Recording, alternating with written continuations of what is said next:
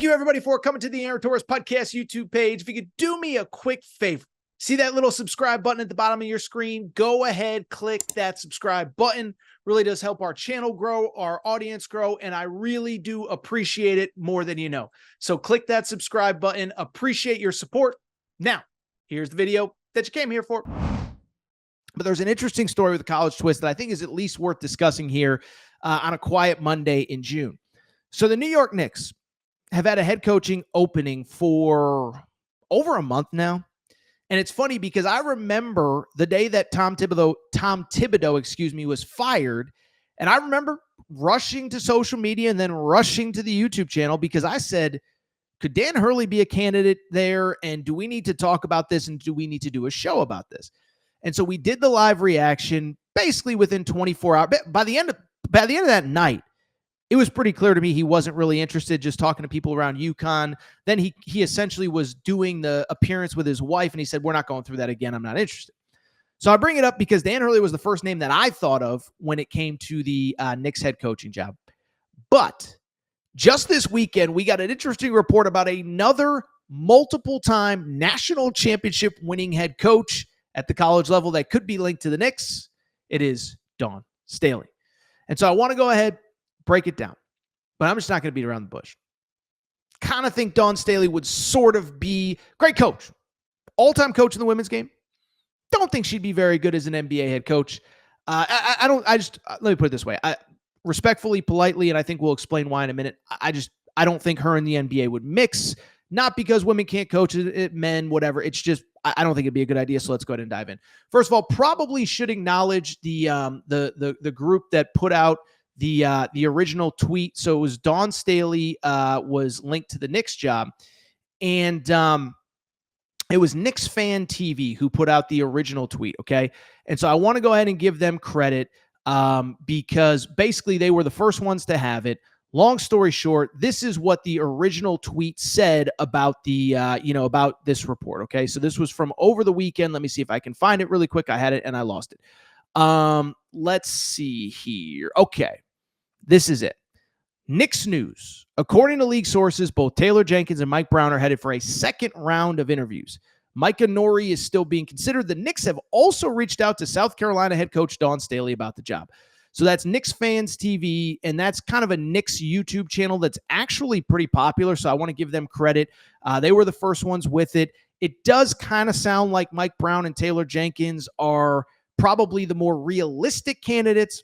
But in terms of Dawn Staley, I just don't see it, okay? And it's for a few different reasons on why I just don't think she'd be a good NBA head coach. One, and by the way, I want to preface this again. Becky Hammon has been linked to NBA head coaching jobs. Dawn Staley has been linked to men's head coaching jobs. So I'm not saying no one is capable of doing it. I just don't think she'd be the right fit. First reason why. The first reason why is pretty straightforward. I always worry about any college head coach in any sport that has had insane success, that has won at an insane level, and that frankly has a huge talent advantage over a lot of his or her opponents going to the professional ranks. Okay, so we've seen this a million times. We saw it with Nick Saban. Nick Saban's the greatest college coach that ever lived, bar none, in my opinion. Goes to the NFL, he was good, but you could tell within 2 years, like, not really built for this, comes back to Alabama, builds the greatest dynasty that has ever existed. Urban Meyer, remember, went to the Jacksonville Jaguars. What was the big concern? He doesn't handle losing well. Well, all of a sudden, loses 2, 3, 4 in a row. He's out by the middle of the year. Now, with him, there was all sorts of crazy stuff, and he's allegedly kicking kickers, all that crap. Okay, so that's that. Then there was also last offseason, Dan Hurley. Love Dan Hurley. He's not immune to criticism, though. And when he interviewed for the Lakers job, I said, look, if he takes the Lakers job, so be it. I'm not going to, I wish him luck, but he's coming off a 37-3 season. He might lose 3 games in a week as the Lakers head coach, and even a great NBA head coach is going to lose 25 to 30 games a year, and that's if you're great. And so with Dawn Staley, it's the same thing. Every year she's going 35-1, 38-2, 37-2, whatever. It would be a tough adjustment. But at the same time, one thing about me, I always like to be honest. I always like to be transparent. And this is where I would worry about Dawn Staley. Again, do think, by the way, nobody chats, and there's a lot of people who have made this joke. Yes, the movie, what was it, Eddie, with Whoopi Goldberg, where she was the Knicks head coach. So, yes, that's the thing. With Dawn Staley, though, I just got to be real. I got to get this off my chest. I think she's an incredible head coach. But why I would worry about her as an NBA head coach specifically is this. I think, frankly, she is the most protected person that I have ever seen in sports. Like the most protected person I've ever seen from the perspective of this. When she wins, and she wins a lot, and she deserves praise when she wins, but we got to give her a ton of praise. We always do. But when she loses, and we're going to talk about this in a second, it's always about somebody else's fault. It's always victim blaming. It's always this. It's always that. And that's where I think the criticism, I don't think she would handle it well. Okay. So first of all, just remember this past year. We'll get to the stuff from 2-3 years ago in a second. But this past year, do you remember before the Final Four? Because I remember we talked about it on the show. Before the national championship game, they're playing UConn. Somebody asked her about Paige Beckers. What would it mean for Paige Beckers' legacy for her to win a national championship? Easy question. Softball question. I'm sure Dan Hurley was asked that about Zach Edey 2 years ago, right? What would it mean for Zach Edey to win a national championship? Dawn Staley immediately defaults to, well, why is no one talking about my girls who are going for back-to-back national championships? Last year was about Caitlin. This year it's about Paige. What about my team? And she did say Paige is a great player and she deserves praise, but she also went into some weird diatribe about like, well, why aren't you guys talking about me more? And it's like, because the question isn't about you, okay? So that was the first thing. But do you remember, this was the one that stuck out to me where I was kind of out on Dawn Staley, great coach, little too, I'm not a big fan in the way that she handles adversity. Do you remember 3 years ago? So the 2023 season, okay? So that was the year, if you remember correctly, that was the year that South Carolina was the defending champion, coming into the Final Four undefeated. All they had to do was beat this little pesky team from Iowa in the national semifinal. That was the year that Iowa ends up beating South Carolina.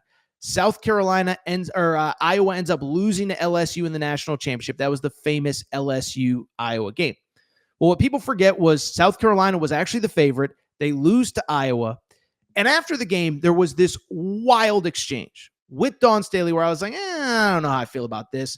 Let's get into that. Producer Matt, you have the quote. So if you remember, the Iowa coach, Lisa Bluter, had made some reference to, they play tough. They're bar fighters. And if you actually just listen to the quote, it was the most nothing quote ever. Okay.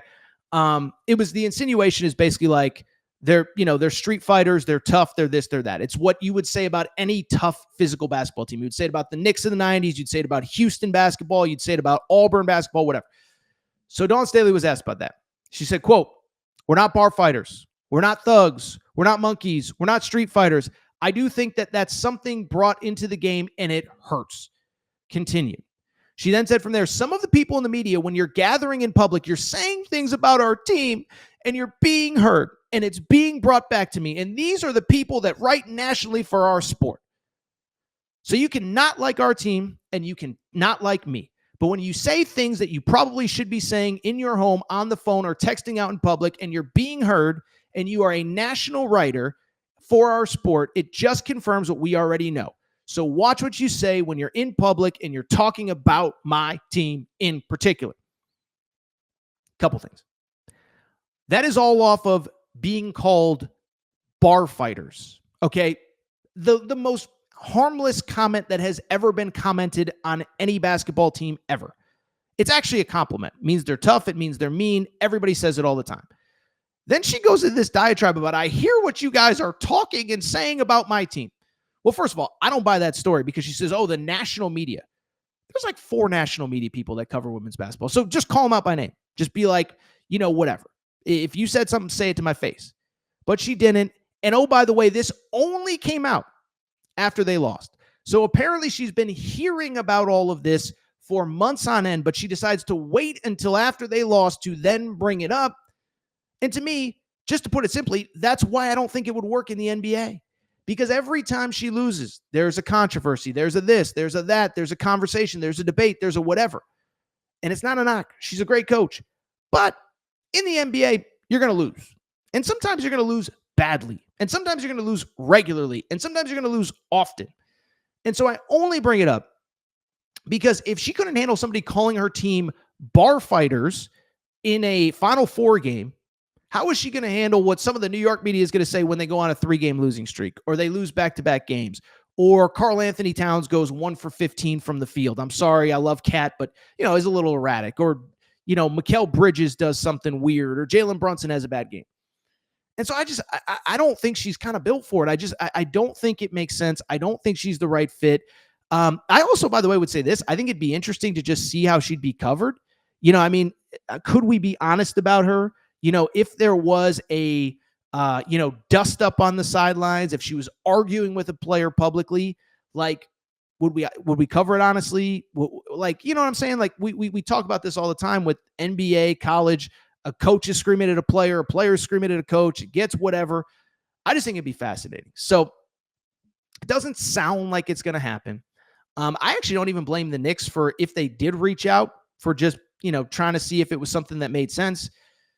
I don't think Dawn Staley would work as an NBA head coach, though. I think she should stay in college, and I think she's going to keep kicking butt and taking names. Looks like her and UConn again will be in position to be one of the 2 top teams in college basketball next year.